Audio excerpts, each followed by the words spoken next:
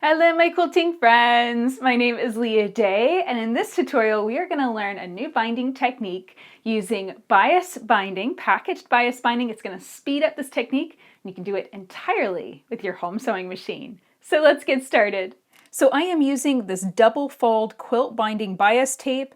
It is 7/8 inch wide and it is double fold, which means that we're going to have actually a pretty thick bind and really nice edge to our quilt. Now this comes in 3-yard lengths. You're going to need to unwind it and you're probably going to need to connect multiple packs together in order to make it long enough for your quilt. Even a baby quilt, I'm going to need to use 2 packs together in order to cover the entire edge.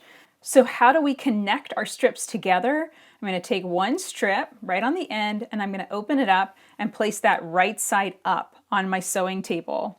Then I'm going to take another strip and I'm going to place this one right side down. You can see I'm overlapping them in the shape of a cross. Grab a ruler and a marking pencil and you're going to mark a diagonal line from the upper left down to the bottom right. Now it is important that this is nice and straight and square, meaning that this strip is going straight across, this strip is overlapping at perpendicular, and that diagonal is nice and straight as well. With this marked and lined up properly, I'm going to take it to my machine and we're going to stitch right on that marked line. Once you get that stitch, double check yourself, make sure that the seam allowances end up on the inside, and then trim them down to about 1/4 inch away from your stitching. Now I like to finger press those seam allowances open, but it's entirely up to you. And all I do is just fold that back closed, and our binding is complete. It's ready to attach to our quilt. So this is the back side of my quilt. I'm going to sew the binding onto the back side, then fold it over to the front to finish. And we're going to do this entirely by machine.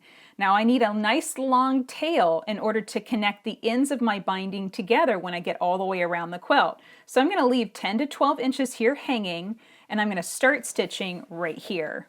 So I'm going to get started stitching, and then I'm going to back stitch just to secure it. And I did put on some quilting gloves that just helps me get a grip of the binding of the quilt and help slide it through the machine. Now I am using my standard 1/4 inch patchwork foot, the foot that I use for quilt piecing, but if you had an extra thick fluffy batting, or if this just did not seem to be feeding well through your machine, you could do this also with a walking foot. Just make sure again that you're getting a nice either accurate 1/4 inch seam allowance or slightly scant 1/4 inch seam allowance for this particular technique. Now we're about ready to turn the corner. Many quilters find this confusing, but it's actually really simple. Where your binding is hitting the corner, just place a mark right there. Now I want to measure 1/4 inch up. If you can't eyeball that, then grab a ruler. We're going to measure 1/4 inch up and place another mark. That's where we're going to stop quilting and change direction. So I'm going to stitch right up to that 1/4 inch from the edge of the quilt, right there. And with my needle in the down position, one more stitch, there we go. I'm going to lift my foot, rotate the quilt, so we're going to do a right turn, drop my foot back down, and I'm going to stitch onto a scrap charger. Now it's time to turn our binding around that corner, and many quilters find this step tricky. What we're going to do is set it up so that the stitching line that we've just done is facing us, it's facing vertical. We're going to take the binding and fold it to the right. So just a simple right turn. Give that a nice crease. You want to create a 45-degree diagonal angle there. You can press that with an iron if you really want extra credit, but honestly, finger pressing this works just fine. Now you're going to take the binding and fold it down, lining it up with the new edge of the quilt that we're working down. So it's basically a right turn and then a U-turn in order to go around that corner. So this looks really good. You can check yourself, making sure that you're creating kind of like a little triangle flap of fabric right here. That looks good. You want to fold that down flat because we're going to stitch over it. We're going to take the whole quilt, rotate it 90 degrees. So now this edge is feeding through the machine. Start stitching right here. Take 3 or 4 stitches on, back stitch, and then stitch on down. So I'm going to slide this under my needle, take 3 stitches on, back stitch 3 stitches, and then stitch on down. Again, making sure to keep that binding in nice alignment with the edge of my quilt, keep my seam allowance consistent. So I've stitched all the way around my quilt, and now it's time to connect the two ends of our binding together. Here is where I started, and I'm going to smooth out that piece of binding. I left about 10 to 12 inches free, and I'm just going to smooth that out along the edge of the quilt. Now I'm going to take the long piece of binding where I finished stitching, and I'm going to layer that on top. And sometimes I'll just give this just a little bit tug downward, just to create a little bit of extra tension, because the edge of the quilt can go a little bit wobbly bobbly, and that little extra tension can sometimes sort that out. Now I'm going to take a marking pencil, and I'm just going to place a mark where these two pieces overlap and in the middle, so I have plenty of fabric to work with. If you do this too tight, if you don't give yourself enough space, if you don't give yourself a long enough tail of binding to work with, it really does make this a lot more time consuming and a lot more difficult. Now let's layer these two pieces together. I have my mark here on this piece of binding. I'm going to place that face up. Now I've got my mark here on the lower binding where we started. I'm going to place that face down. And I'll very carefully align those two marks so that the binding is nicely lined up and we know that it's going to fit that edge of the quilt. We're not going to have extra binding. We're not going to have not enough binding. Now pin this to secure it so that way that doesn't slip out of position. And then you may need to mark a diagonal line. You can see very faintly I have marked a diagonal line here just to follow. What we're going to do is we're going to sew these two pieces together. And if you place the binding in this direction where you have a perpendicular overlap, that diagonal line is very specific. It has to run from the upper left down to the lower right.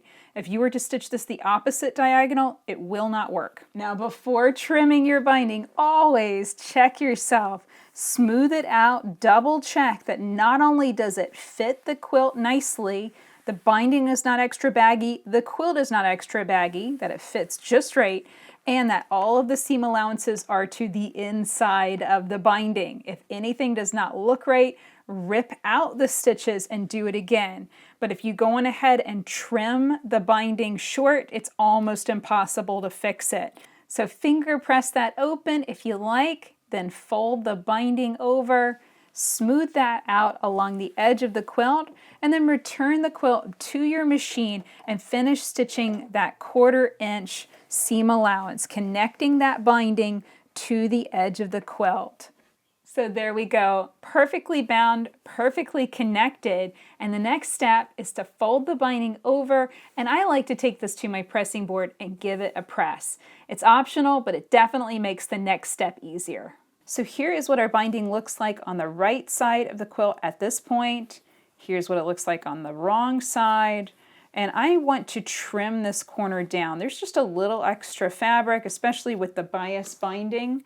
So I take my scissors and I just trim just like that, right across. I am not cutting through my stitching, but I am cutting through the edge of the quilt and that bias binding. I'm trimming all of that down to about 1/8 of an inch from the stitching. Now with the corner trimmed, we're going to take the binding here on the left and fold it up and over that line of stitching. I stitched this on with contrasting thread so you can really see it. We're going to take the folded edge of that binding and cover that line of stitching. Place a pin to hold that securely in place. Now you can see the other side. We're going to do the exact same thing. Take that folded edge, cover up the edge of the quilt, taking that fold over that line of stitching. Place another pin. And you can check yourself. You should have a 45-degree angle fold here in the corner on the right side and on the wrong side. Now this method is 100% by machine, but it really can save you some time to put a few stitches in here. So I ran my thread off the edge of the quilt to come in about 1/8 of an inch from the corner.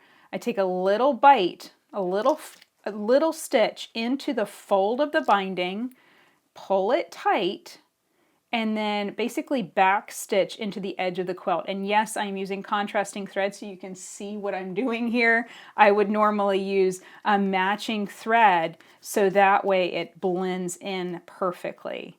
Now I'm going to take another stitch into that binding, just running right along that folded edge.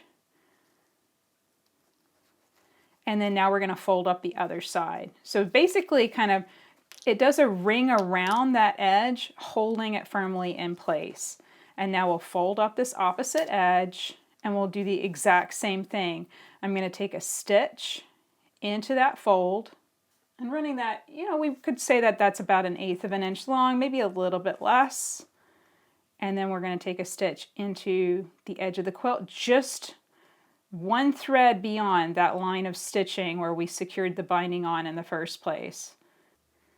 And then one more stitch into that fold, and then we'll finish our line of thread just by taking a stitch off the edge of the quilt. I'm just in that off the edge area, take a stitch there, tie a knot, cut my thread. So now it's just a simple process of folding that binding over, completely concealing the edge of the quilt, and stitching it down.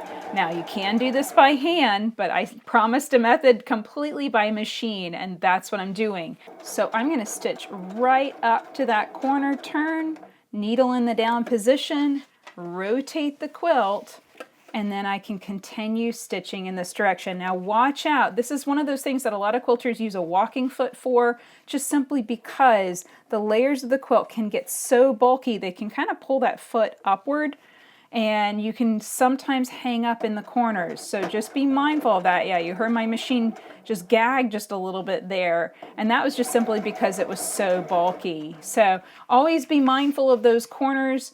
Be ready to give your quilt just a little bit of a nudge through that area, and you're going to get all the way around and you'll be done with binding. So this is the finished effect of this binding method, and you can see with contrasting thread that stitching really does stand out.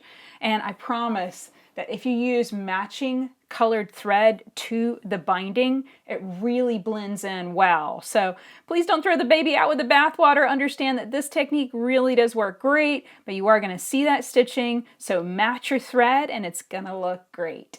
So that's it for this tutorial, but if you would like more about quilt prep, how to make your own binding from scratch, more about attaching it, and how to sew it down by hand instead of by machine, come and check out my website, leahday.com/binding. I have an entire tutorial series on this subject because it really is a very important topic for quilting. Finishing our quilts is super important, and binding is the very last step. So come and check out that tutorial series at leahday.com/binding. Until next time, let's go quilt.